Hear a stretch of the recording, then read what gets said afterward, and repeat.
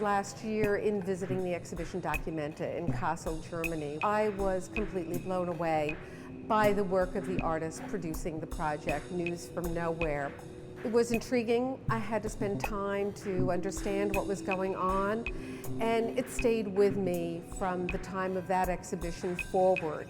So I was moved to ask them how would they come to Chicago and do this exhibition here, and could we be a chance for them to first expose their work in the United States. Our News from Nowhere project is an open platform where everyone can have a look into our current situations, not only in art, but also in science, religion, humanities, social and education, and carry out discussion of them. We start from the gallery, but we expand our site to the real world.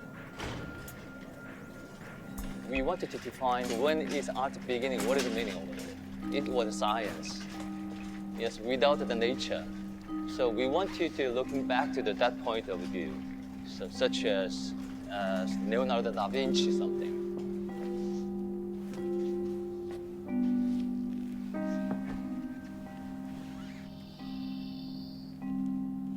I was also interested in what these artists were bringing forward in their subject, which was the necessities and the ways in which artists can be agents to raise questions, maybe even to find solutions for the problems that are very urgently present in our world, such as clean water.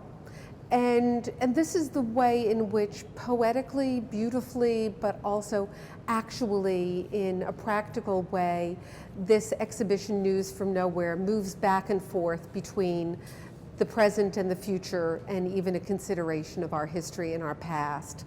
We cannot give some answer about art combined technology or digital way.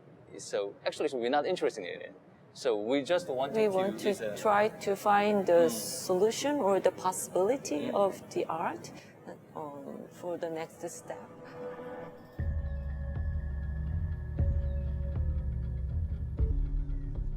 It's really interesting that they go a century back as well to the work of William Morris, one of the great progenitors of the arts and crafts movement, and whose book, which lends the title to this exhibition, News from Nowhere, is a starting point for this, because Morris, in a fantasy that he wrote, is with a character, William Guest, who moves to another time and then is learning some of the lessons or some of the imperatives for his own time. We borrowed the future time, but we really wanted to discuss about the present time in this life.